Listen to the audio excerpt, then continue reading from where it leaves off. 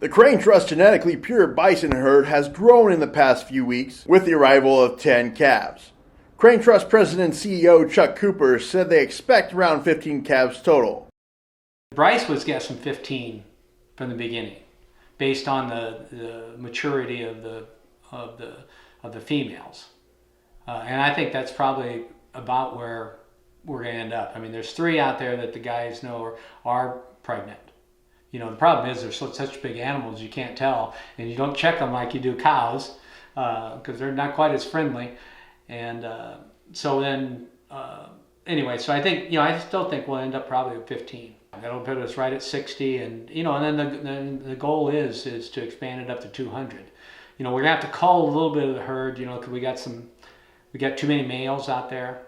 And in September when they started getting feisty, some of the younger males could get hurt by the big bulls, and so we're going to try to either sell or trade. Because these animals are all in demand because they're genetically pure.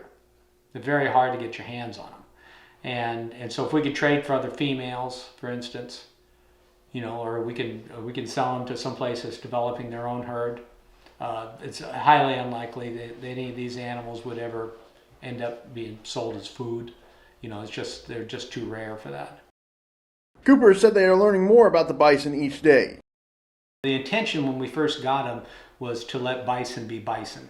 That we weren't going to interact with them very much, that we're going to let them stay out there, that they basically, for instance, during calving, we don't go out there. We're as surprised as anybody when a new calf shows up.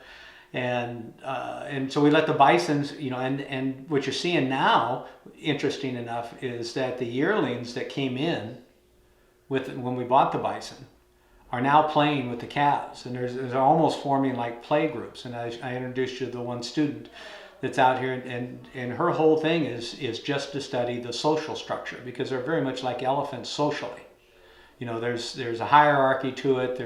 There's the old, not only that, the old and the young, but like that big bull we have out there that the guys are now calling Big Nasty, who's got a very bad disposition, and he's very big. But he doesn't even make a flinch when a calf comes around. Now a 1 or 2 year old male comes around, you're going to hear him grunt and turn his head, and they're going to run away. But with the calves, they don't do anything. So they understand the whole social structure, and so it's very interesting. The cows that have had calves, are staying farther away from us. They'll come in once in a while, but generally they're staying farther out into the grass, and that's just for protection of their calves. Cooper said the public can come out and view the bison, but visitors are asked to stay in their vehicles.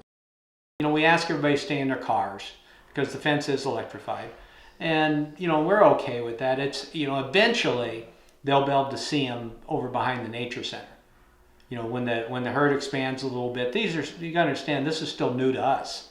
They've only been out there for about 4 months, and so we're still learning them. We're still learning their dispositions, and we haven't gotten the fencing set up right over there because we're gonna have a fence for the bison, but then it appears we're gonna need a second fence for the people, to keep the people back a little bit away from the fence. Because you had some people do some pretty unusual things, and they think that they're cows.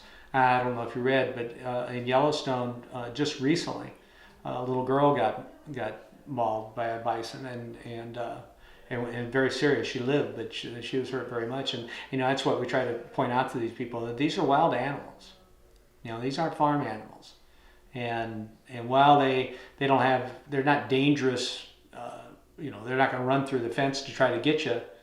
If you get into their space, they're absolutely going to defend themselves. Reporting south of Alden, Nebraska, I'm Zach Mayhew.